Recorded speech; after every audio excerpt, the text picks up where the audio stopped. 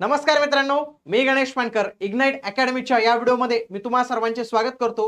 नाशिक महानगरपालिकेकडून नुकतीच तांत्रिक संवर्गाची आणि अग्निशमन संवर्गाची परीक्षा झाली.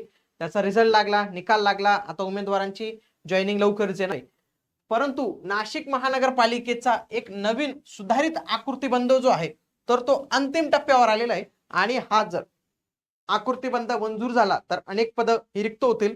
मग जर ही पद रिक्त असतील आणि ही पद मग भरण्यात येतील का, जाहिरात येऊ शकते का, किती पदांची जाहिरात येऊ शकते, या सर्वांविषयी माहिती आपण आजच्या या व्हिडिओमध्ये पाहणार आहोत. म्हणून तुम्ही हा व्हिडिओ शेवटपर्यंत पूर्ण बघायचा आहे.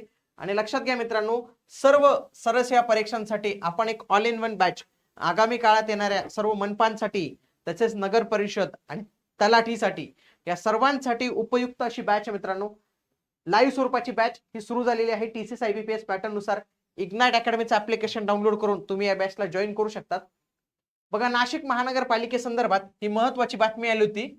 महानगरपालिकेचा सुधारित आकृतीबंध मंजुरीच्या अंतिम टप्प्यात. लक्षात घ्या, नाशिक महानगरपालिकेच्या विविध संवर्गातील 8,877 पदांचा सुधारित आकृतीबंध राज्य शासनाच्या म्हणजे नगर विकास विभागाकडे त्यांनी पाठवला असेल मंजुरीसाठी. आता जर हा मंजूर झाला तर आगामी काळात आपल्याला याची जाहिरात जी आहे तर ती पाहायला मिळू शकते का, ते लवकरच जे आहे तर ते आपण इथं पाहणार आहोत. लक्षात घ्या, नाशिक महानगरपालिकेत 24 वर्षात पदभरतीच झालेली नाही. म्हणजे 24 वर्षात माणसं लावले का नाही, तर हा एक महत्वाचा प्रश्न आहे.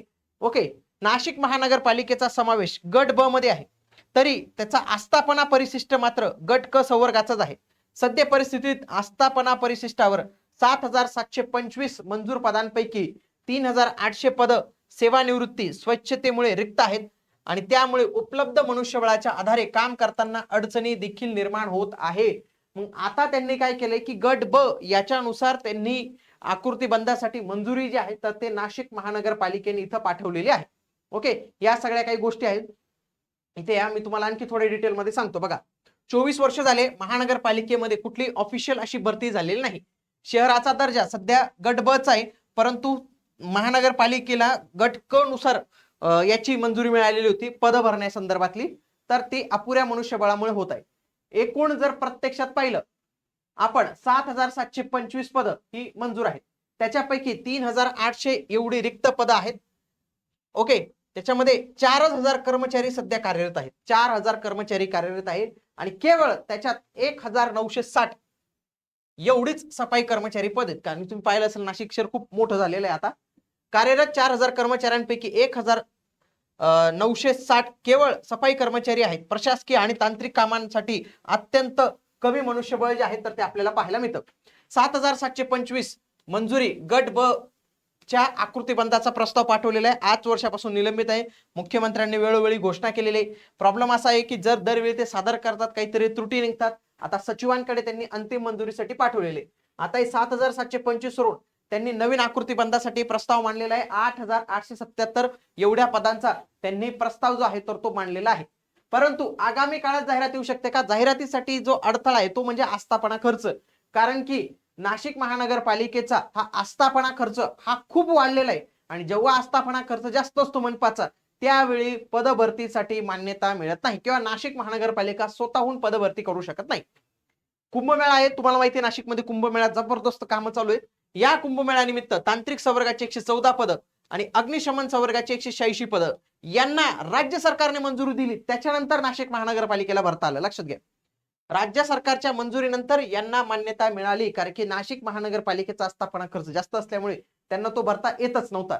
म्हणजे आगामी काळात देखील यांची जर जाहिरात यायची असेल ना, लक्षात घ्या, बघा इथं न्यूज मध्ये पण त्यांनी इथं स्पष्ट म्हटलेलं आहे. बघा, आकृतीबंध जरी मंजूर झाला त्यानुसार नोकर भरतीची मान्यता मिळणे मात्र कठीणच असल्याचे सूत्रांचे म्हणणे आहे.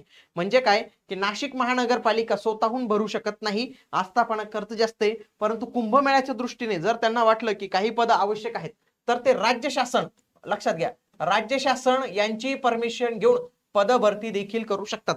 हा संपूर्ण अधिकार जो आहे तर तो राज्य शासनाला इथं या केसमध्ये उपलब्ध होतो. आणि कुंभमेळ्याच्या निमित्ताने मे बी बरेच जे कर्मचारी आहेत तर त्यांची आवश्यकता महानगरपालिकेला भासणार आहे आणि महानगरपालिकेला ही पदभरती जी आहे तर ती करावी लागणार आहे जर हा नवीन आकृतीबंध मंजूर झाला तर.